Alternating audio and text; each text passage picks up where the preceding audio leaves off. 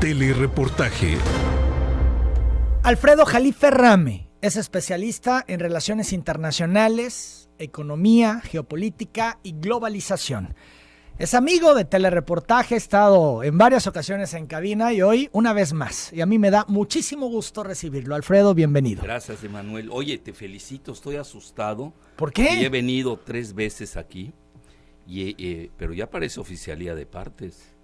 Bueno, colas Telereportaje afuera. es la voz del pueblo y Sí, aquí... pero nunca bien. había visto tanta gente afuera. Bueno, te soy sincero, yo que pues ya llevo años en esto, que me entrevistan en toda la República, nunca he visto este fenómeno, te soy sincero. Y no es porque tú sabes que yo no soy de halagos. Sí. Es más, al rato te doy tu llegada. Sí, no me cabe duda que así será. No me cabe duda. Bueno, pues la idea siempre ha sido de Telereportaje, y Es tú lo sabes, el servicio, ¿no? El vínculo la correa de de la gente con las transmisión. autoridades. Ahorita, por ejemplo, escuchaba una señora, no sé qué le pasó en la madrugada, viene de Palenque, Sí. es de ya hasta de Chiapas te caen aquí, Bueno, que ya vas a juntar la radiodifusora Chiapas Tabasco. Son las 8 de la mañana, 26 minutos. Alfredo, muchos temas, pero antes permíteme decirle al auditorio que nos pueden seguir en YouTube, en el canal de Telereportaje, también en Periscope, en @XBTFM, en Facebook Live, en XBT 104.1 diagonal Telereportaje, en el portal de noticias de la XBT, en xbt.com, y en Instagram, en XBTFM. También, por supuesto, en el 104.1 del FM y en las aplicaciones para los dispositivos móviles. Pueden ustedes estar en sintonía en vivo de esta entrevista con Alfredo Jalife en Telereportaje. Empecemos primero, Alfredo, si te parece, tratando de entender el tema Venezuela. ¿Qué pasa en Venezuela, Alfredo? Mira, el tema de Venezuela es un asunto añejo. No es novedoso, viene desde Speakman, se escribe Spykman, es un gran geopolitólogo holandés, estadounidense, y es muy sencillo, que además les afecta a ustedes a Tabasco, no creas que están desligados. Uno, por todo lo que es el Golfo de México y el Mar Caribe. Estoy hablando de geopolítica pura, vista por Estados Unidos. Mi opinión es más dura todavía. Y obviamente el petróleo. Es decir, Venezuela es la primera reserva de petróleo convencional y no convencional del mundo. Tiene mucho oro, tiene tierras raras, etcétera. Obviamente, si el que esté en la presidencia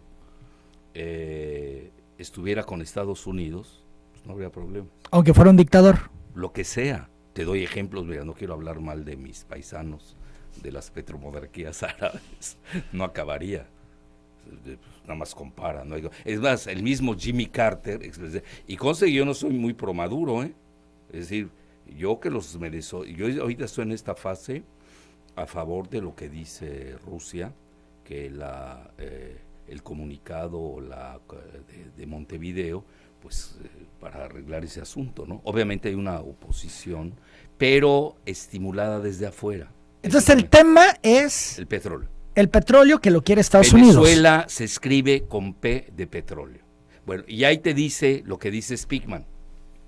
Speakman, después de la Segunda Guerra Mundial, no creas que es algo nuevo. Mira, quienes conocemos muy bien Venezuela, pues yo voy cada año, una vez al año. ¿Sigue siendo? A pesar de todas las circunstancias. Oye, fíjate que me invitaron estaban muy interesados en lo de México, y me invitó Telesur a ser el comentarista estelar, lo digo con muy de rigor, para la elección de México, y tuvo mucho éxito, porque ahí pues hablamos del tsunami electoral. A mí me tocó ese tsunami electoral, que veo que la oposición en México todavía no está enterada, famosos, ya vamos a hablar de eso.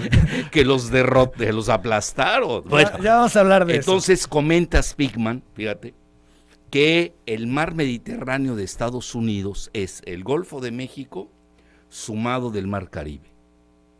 Fíjate, es lo que se llama en términos geopolíticos el soft belly, el bajo vientre de Estados Unidos. Tú recordarás que incluso en la época de Reagan tomaron una islita ahí, Granada.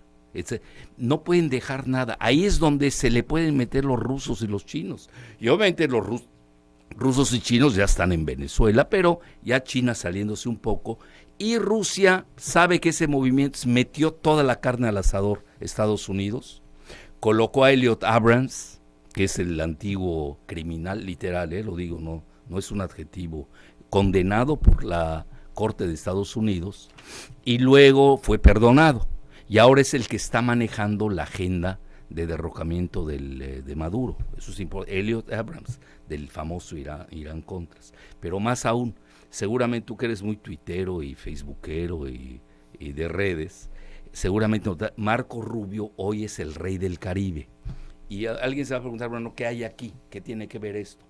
Marco Rubio sí pesa porque todos los republicanos de la Florida tienen una ponderación importante, y ahí es donde se va a jugar el impeachment de Trump. Es decir, aunque no lo creas, lo que está pasando ahorita en Venezuela tiene implicaciones con la defenestración de Trump, porque si empieza a perder a los duros del Partido Republicano que quieren la cabeza no solamente de Venezuela, mira, simultáneamente se dieron eventos en Haití, en Nicaragua y obviamente también en Cuba, es limpiar la zona.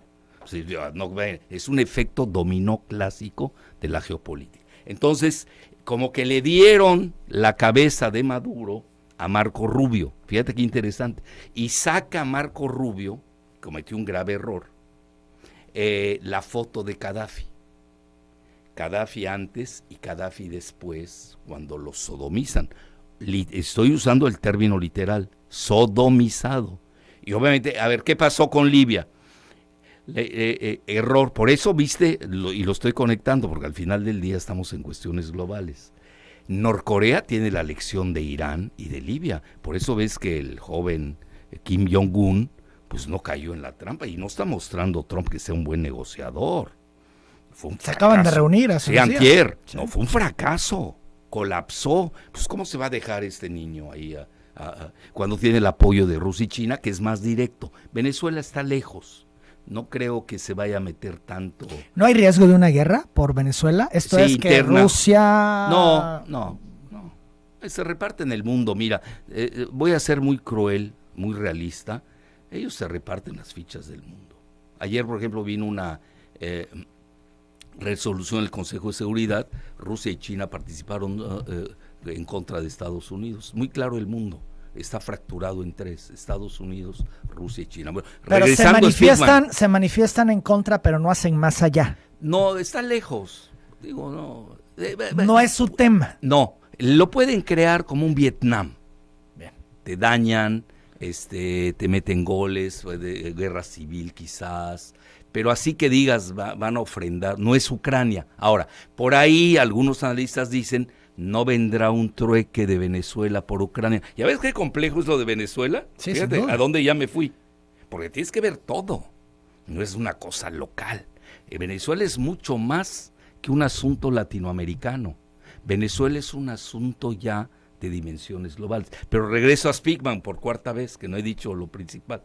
Si tú juntas el mar el mar Caribe con el Golfo de México, es lo que llamaba Speakman el mar Mediterráneo. Mira, Venezuela era el rancho de los Rockefeller. Lo que es la gente, bueno, yo lo entiendo, no son especialistas, se apasionan, tendemos a ser maniqueos, ¿no? Dices, este es bueno, son los que le vas tú, ya aparece la pelea del Canelo con Pacquiao, ¿no? Al que le vas es el bueno y el que tú odias pues es el malo, claro, pero no así se maneja la geopolítica. Desgraciadamente muchas veces el malo gana, así que hay que irse con mucho cuidado. Al final todo es dinero. En este caso es geopolítica y petróleo, por una razón. Pero petróleo es dinero. Sí. Y es poder. No, es geopolítica también, es doblemente geopolítica, porque además tienes Venezuela, te llegas directo a Miami, no, ahí tampoco estás jugando. Y a Estados Unidos le preocupa porque era el rancho de los Rockefeller, ni siquiera de Estados Unidos, de ExxonMobil. Tú recordarás los famosos Rockefeller. Entonces, ¿qué sucede? Pues llega Chávez, un militar, y ve por qué no se ha caído Venezuela. Porque la estructura fundamental de Venezuela hoy en día es su ejército. Fíjate qué interesante. Aunque van desertando los militares. Bueno, 60, 100. Ya van 300. Bueno, ponle 1000, no pasa nada. Mira, mientras no llega a más, y cosas, no sé, solo la apología. El ejército verdaderamente ha sido la cohesión, y yo creo que ellos son los que van a decidir. Ahora, finalmente hay una realidad, y la realidad de Venezuela, por lo menos la que vemos, es de hambre, de pobreza, de miseria, de carencias. Mira, yo estuve el año pasado y me tocó. Sí las sanciones han pegado durísimo, sobre todo en el ámbito de las medicinas. Oye, pero no voy a decir porque faltaron medicinas en Tabasco, en el sexenio anterior, que era Venezuela-Tabasco, tampoco exageremos. No sé si me expliqué. Sí. Es un símil fuerte. Obviamente lo hacen porque ahí es donde más dañan. Entonces, ¿qué sucede? Las sanciones se han sido muy fuertes. Hay que reconocer las decisiones de Estados Unidos. ¿Maduro ha manejado bien la situación? No. ¿Ya para qué quieres más? A veces le faltó, a veces mira, parece le un payaso. faltó la pericia que le sobraba a Chávez. Chávez era un genio de la geopolítica, le entendía perfecto, sabía cómo jugar, jugaba con el acordeón. ¿Estás de acuerdo? Bueno, eso es lo que le sacan, ¿no? Bueno, lo que pasa, mira, la sucesión de Chávez, ahí empieza el problema. La muerte de Chávez, ahí es el inicio. Cosa que es un tema que yo conozco, que voy. La conozco a Venezuela. No la hablo nada más por leer periódicos. Yo creo que en la sucesión de Chávez, o su muerte extraña también, mucho se maneja que pudo haber sido envenenado, ahí empieza el problema. Pero tenía cáncer. Es una enfermedad rara la que le pasó, muy rara. Nada más lo saben los cubanos. Acuérdate que él se muere en un hospital cubano.